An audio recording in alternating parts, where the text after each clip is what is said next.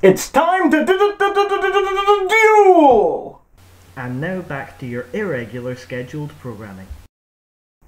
Hello and welcome to another edition of Fanime Friday. This is where I, Jamie Griffin, take a comedic fan look at something anime, whether it be an episode, an entire story arc, or in this episode, a character.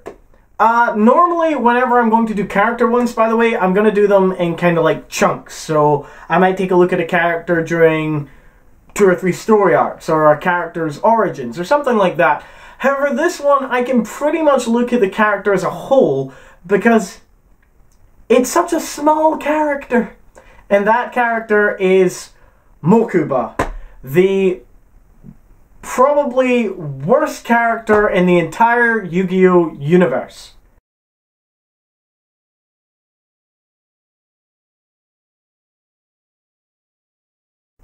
Okay, so the worst character in the first Yu-Gi-Oh universe.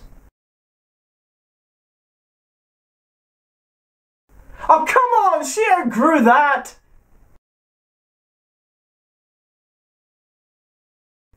Okay, now those two, yeah, I'll give you that. Those two probably. He's still pretty bad though. And I'm going to explain why. We start off with the Duelist Kingdom, where Pegasus is holding his tournament, and the first time that we see Mokuba is admittedly surviving a badass fall. Like, he clearly should have died in that fall.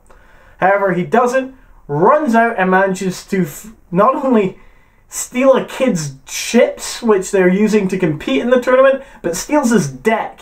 That is a fucked up move, by the way, because these decks are pretty much like your soul in this world. Like, there are people who care more about their decks and care about their own lives. This kid apparently wasn't one of them. He wasn't willing to fight to the death for it, but still, Mokuba manages to steal it and run away, and while Yugi is trying to help the kid get his deck back, confronts Mokuba, and they end up having a duel, so that way Mokuba can get him kicked off the island, and by beating Yugi, can stop Pegasus from taking over his company. Somehow.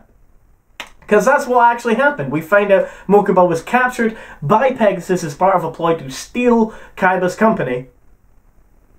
Somehow. And they really don't go into it, in my opinion, very well. All you know is that there's a board members of people going, we'll sign it over to you. How the fuck are you going to do that? Anyway, turns out that Mokuba, if he can kick Yugi off the island, can stop that from happening. Sure, why not? It does beg a couple of questions though, because he keeps mentioning the fact that apparently Seto, his older brother, has just left him and fucked off. Why? Because he lost the duel to Yugi. Literally, the Seto who is made throughout after this to basically say that his brother's the only thing that he loves and cares about, and that all that, just fucking leaves the boy. Fend for yourself, I lost the game of cards. Admittedly though, Yugi did crush part of his soul, so he's literally soul searching right now. However, Mokuba's task, defense team or security team are crap. Like, they are the worst security team ever. That they've just, because apparently they just don't work if Seto's not there. Like, what sorry kid, but your brother's gone home. We'll see you again on Monday. Good luck to you. Try not to get yourself captured. I don't know. Nonetheless, Mokuba decides if he can win, it'll stop him from being captured. Sure, and we'll save his company. But when Yugi reveals the fact that Seto hasn't left him, although he's clearly has, and that they'll all join together to beat Pegasus, Mokuba decides to return what he had stolen. Which is good, because he's a terrible duelist. Seriously, he plays 2 monsters, both of them weaker than Yugi's, both of them he thinks can win, both of them get killed. It's math. He can't even do math to add up that his monsters are not strong enough. Idiot. Well, in saying that, look at him. It looks like he's about fucking 4, so I really can't call him an idiot for that. Well, nonetheless, not only does Mokuba not manage to make it back in time to get the kid's deck and chips back, but he also gets captured again. This is all in the same fucking episode. This kid is not very good at this. To which Yugi decides he will try and duel for his freedom, because dueling in this world is pretty much how you do everything. I like to think it's how wars are fought. I like to think literally there are people going, "Sir, he's playing the Blue Eyes White Dragon. Yes, yes, we do have a trap card in play, but it won't be much effective with Blue Eyes White Dragon because it only affects magic cards." Huh, you're right. We should just play Fisher and hope for the best. Thank you, sir. I don't know, it certainly would have made a lot less casualties for the World Wars, but who am I to judge? So he decides to duel for his freedom, and Mokuba is literally there at the sidelines, and he is shocked to find out that who Yugi is up against is his brother Seto Kaiba, but keeps yelling, "That's not my brother! That's not my brother!" And I'm like, really? How can it not be your brother? It looks like your... Holy shit, that doesn't look like your brother! Like, how the fuck did he even say that that's Seto? He's a fat guy! He's a fat clown man! Jesus Christ. Well, apparently the fat clown man was Seto's soul that Yugi crushed. Fair play. I can understand why Yugi did that to you. And after Yugi wins, though, unfortunately Mokuba is still captured and actually gets his soul removed from him from Pegasus. Because apparently being captured isn't good enough. He has only ever comes up again one more time really in this season, and that is when Kaiba uses discs that are used to create holographic images that when they destroyed actually can like blow up and inflict pain upon the opponent. I have no idea why he thinks that's a good idea. I genuinely have no idea what he thought would be. Maybe he just wants to inflict pain on Pegasus, sure, but he doesn't think that maybe that it might inflict pain back on him. I don't know. He's a tough kid. But thankfully Pegasus pulls out the soulless Mokuba and says that although Pegasus will be playing the game, Mokuba will be wearing the dual disc, so any explosions that will harm Mokuba. I love Pegasus for that. I love the fact that he just kind of goes, "Oh, you want to physically harm someone, do you? Well, you're going to have to physically harm your brother!" Campus villain in a while. Anyway, that's the only other time Mokuba basically comes up. He costs Kaiba any advantage that he was going to have. He costs Seto any advantage that he was going to have. And forces Seto to end up losing the duel. Well, not losing, but you know, he loses his advantage. And they both have their souls trapped, and then both have them free again later. We then go on to the Mythic Heroes. And the Mythic Heroes is basically Seto Kaiba, the dumbest genius that I've ever seen. Decides that the guys who have been trying to steal his company out from underneath him have clearly made his video game, and he has no qualms about it. Turns out they are still trying to steal his video game, and not his video. They're trying to steal his company by sealing him in his video game. What is this, the Matrix? Why are you sealing him into a virtual reality world? Just have him killed! What the... I don't know, everyone's an idiot in this world. Well, turns out Kaiba not only gets trapped into the virtual world, but Mokuba is left to go out, find Yugi, and save Kaiba. They go into the virtual world. He's actually kind of useful. He's kind of like the irritating fairy who keeps telling them how to play the game. Which is, you know, fair play. We do actually need to know how to play this virtual reality world game. It's kind of necessary. Anyway, turns out that Mokuba is actually, they need to complete the game, and to do that they have to save the princess, who looks like this. That is so creepy. Like, that is all kinds of fucked up shit right there, in my opinion. Like, what's going through Kaiba's head? Like, was there ever a point where he was like, "Hey Mokuba, let's play a game where you're actually a little girl, and we experiment stuff." What, big brother? I mean, let's just play cards. It turns out, though, that the reason it looks like Mokuba is because the entire point of her in the game is to be captured. I shit you not, that's genuinely the entire point of her. She is there to get captured, and she does get captured. But, wait, spoiler alert, she swapped clothes with Mokuba, and Mokuba was the one who was captured. Because what would a series of Yu-Gi-Oh be without that fucker getting captured? Well, Not only does he get captured, he manages to sneak in the deck to give to Kaiba, to give to Seto. Seto uses it to break free, and they end up stopping the game. But because the guys in charge are cheaters, businessmen, what are you going to do? They decide to actually have one awesome duel using the Ultimate Dragon. So fucking awesome, I love that thing. And then they play on an entire existence where you can only summon dragons. And because Mokuba doesn't have one, he gets fucked. Seriously, he just gets fucked. But they manage to save the day, everyone gets returned, and Mokuba's fine again. In the Battle City tournament, he's supposed to be the Battle City Commissioner. He's shit at this, by the way. You only ever see him police Esperoba, who's this guy. That hair, man. That poor bastard in his hair. Well, Mokuba finds out that Esperoba is cheating with his younger brothers and pretending to be psychic, but as opposed to punishing him like any normal commissioner would do, lets it go.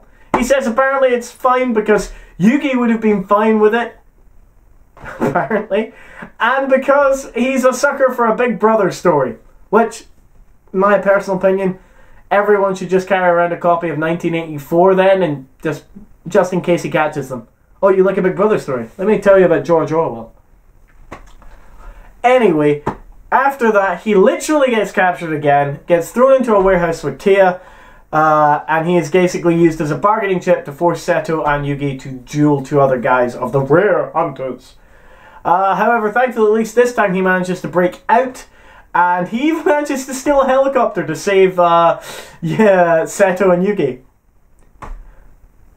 Rich kids! Apparently they learn how to fly helicopters when the rest of us are learning how to fly bikes. Go for it. He is then not really seen much of again until they go into another virtual reality world, because, you know, the last one was so fucking stupid. Seto thought to himself, fuck it, I'll make another one and trap my evil stepbrother in there. I know, someone else actually made it and it was other... It's still really fucking stupid. And while they're in there, they basically realize that Mokuba basically is there for no other reason than to once again get captured! Yay! Thankfully, in this time, though, not only does he get captured, he actually gets his memory wiped, that he cannot remember his brother or his siblings, which is torture for Seto. And when Seto and Noah are dueling, and Seto's about to deliver one of the final blows to really do it, he gets Mokuba to stand in the way as a meat shield, and once again says, if you harm me, you harm your brother. You gotta love that tactic. Oh, too bad you're gonna harm your only living relative. Oh. So naturally, Seto decides not to do it and ends up managing to get his ass kicked for a good chunk of this duel. However, when he plays the Blue Eyes White Dragon, Mokuba remembers him. I absolutely adore the fact that Mokuba does not remember what his brother looks like or any of the people who have helped him the most, but fucking recognizes a card? Admittedly, again, he's about, like, what, 6? I'd probably remember dragons more than I remember faces. Fuck. I still only remember dragons better than I remember faces. Anyway, Mokuba recognizes him, runs off, leaving Seto to try and win the duel, fails miserably, and gets them both turned into stone. Lol. Well, all those kind of things just basically lead to nothing when Yugi saves the day again. Because that's just the way Yugi works. Mokuba's really not seen much after that, to be quite honest with you. He's just there. He's in the background. He supports Kaiba a little bit. They use him in the Grand Championships. He just is there as a tour guide, though. At least he doesn't fucking get captured again. And yeah, he's just literally in the background going, yay, Seto! Yay!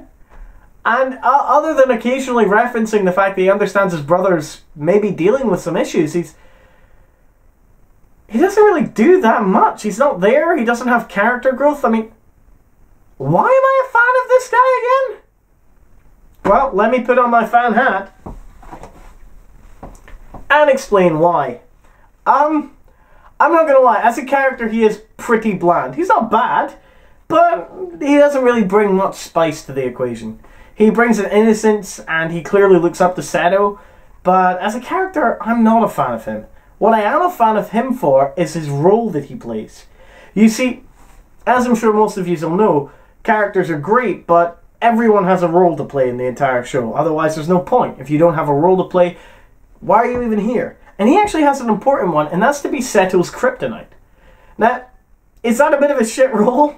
Yeah, I'm not okay with... Yeah, I wouldn't be okay with that role. But on the upside, it is kind of important. Seto literally goes on and on about the fact that he has no other emotional connections. He has no friends. He hated his father. Didn't even know his stepbrother. The only person he cared about was his brother, who he managed to get himself... That he managed to get them adopted, that he managed to get them a life, and that he basically always fought for his brother. So to have his brother there, it's the only way to give Seto a reason to emotionally respond to something. And that's kind of important. If you didn't have Mokuba, Seto wouldn't have done 90% of the good stuff that was necessary, or at least the gritty stuff that was necessary. You'd have never seen Seto really lose, or at least lose it, that would make him basically feel vulnerable. And it's very important to see Seto feel vulnerable because it's an important emotion to display. And more importantly, it shows how important the stakes are to this kid, that he's never felt vulnerable up until the point where they force him into a corner by punishing his younger brother. And if any one of us has siblings, we can kind of understand that notion. Mokuba, you're not my favourite character, but you're a very important role, and out of all the kryptonites I've ever seen, you're quite an interesting one if nothing else. So, what do you guys think? Do you think Mokuba's maybe more interesting than that? Do you think there's a more irritating character than some of the people I've put up? And most importantly, do you guys think that there's any part that Mokuba really did shine through, or is he just Seto's kryptonite? Leave that in the comments below. Any requests that you have. Once again, it's still kind of bare, so I'm looking for more and more anime. I have ordered stuff, by the way. It's not just going to stay bare forever. Please do leave any comments below of any more animes. If you have any requests of characters or episodes or anything at all that you think I should take a look at, please leave them in the comments below. Please do share this video as well if you've enjoyed what you've seen. Word of mouth is basically my best friend right now. I'm just kind of kicking off. I'm trying to spread the word myself, but if you guys can spread it for me, even better. If you liked what you see, you know, share it with a friend. If you don't like what you see, share it with an enemy, make them watch it as well. And more importantly, just keep coming back, because we're going to have a lot more episodes, story arcs, as well as characters right here on Season 0.